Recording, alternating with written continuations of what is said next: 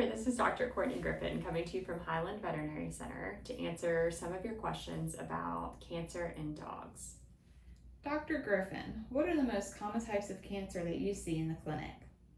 I would say that some of the most common types of cancer that I see here in general practice are mast cell tumors, lymphoma, and mammary cancer, breast cancer. What are some causes of cancer in dogs? Causes of cancer in dogs, similar to people, can be multifactorial. So we definitely know that environmental factors can play a role. Genetics are also very important. We know there are certain breeds of dogs that are more prone to specific types of cancer. So that's definitely a biggie. What are some of the signs of cancer in dogs?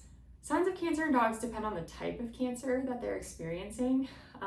Mast cell tumors, for example, are a type of cancerous lump that's found on the skin that can spread to other parts of the body. So generally, anytime you find a lump or a bump on your dog, it's a good idea to have it checked out because those can be a number of different things. Other types of cancer can be a little bit more difficult because the only signs that we may see can be kind of vague. So your dog just may be more lethargic or not as active as normal. They may have a decreased appetite, or they may not enjoy doing the same things that they've always enjoyed doing. So sometimes those clinical signs can be a little more nonspecific. What will a vet do to diagnose my dog with cancer? Again, that depends on the cancer type. So generally, if your dog comes in with a lump or a bump, the easiest first thing that we can do is take a sample using a needle, which is called a fine needle aspirate. That gives us a hint at what type of cancer your dog may have, or if it, is necessarily something that we need to worry about. And that can guide additional diagnostic testing, which can look like biopsy, which is where we actually take a small piece of that mass and send it out to a lab to get a better idea. We may recommend doing blood work or x-rays of the chest or of the belly to get a more inside peek at what's going on there. And occasionally abdominal ultrasound may also be a good idea to try to figure out what other organ systems are affected. So in general, there's a lot of diagnostic tests that we can do, but usually we take it one step at a time depending on your dog and the type of symptoms that they're experiencing. If my dog has cancer, will they need to see a specialist? So it depends. There's definitely certain cancer types that veterinarians like myself or others in general practice are comfortable treating, diagnosing and treating, but that definitely depends on your pet and the type of cancer, because absolutely there are certain conditions, like lymphoma is one, where chemotherapy protocols can be very diverse depending on the patient. And so having a veterinary oncologist evaluate your pet and give us additional options for treatment can be very helpful and may also help give us a better long-term prognosis. What does a cancer diagnosis mean for my dog, and what is the prognosis like? A cancer diagnosis can mean a lot of things. If it's an isolated skin tumor, a lot of times surgery can be curative. So just taking that tumor off and getting good margins and sending it out to the lab to confirm that you got good margins and tell you exactly what type of cancer it is can fix the problem. Other types of cancers, like lymphoma, we don't really cure those cancers, but we can put them into remission, which means there are no active cancer cells in the body at that time. And prognosis is also going to vary dramatically depending on the type of cancer that your pet is experiencing.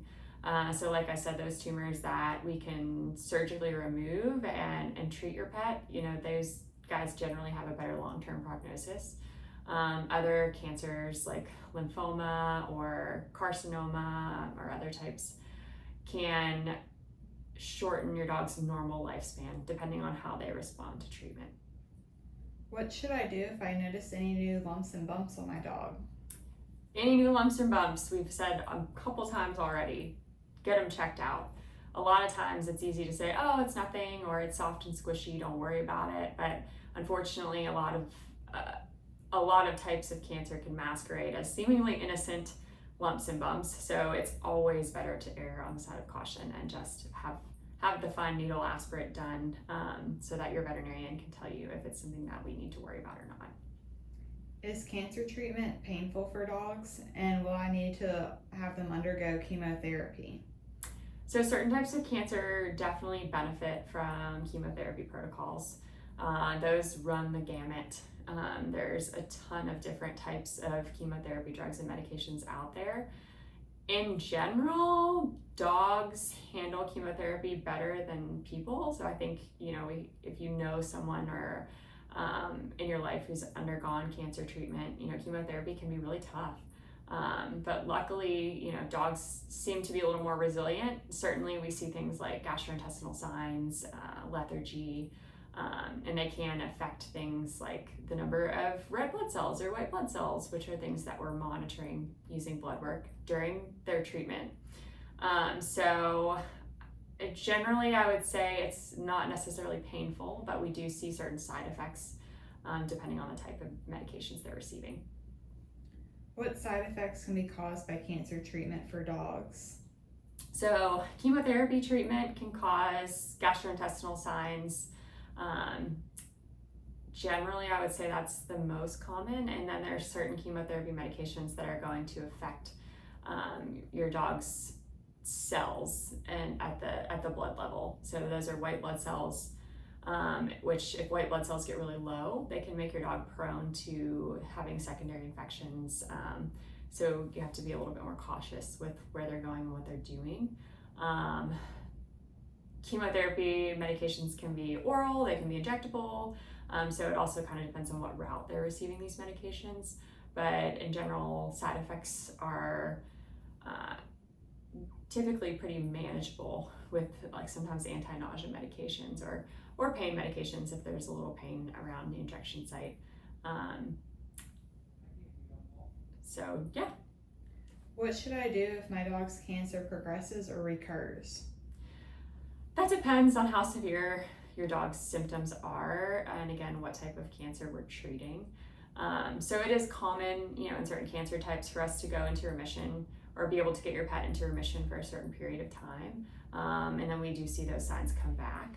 So typically with those pets, those are conversations that we're having with the individual families, to determine, do they want to pursue treatment again, or do we want to go a more palliative route, which just means keeping the pet comfortable.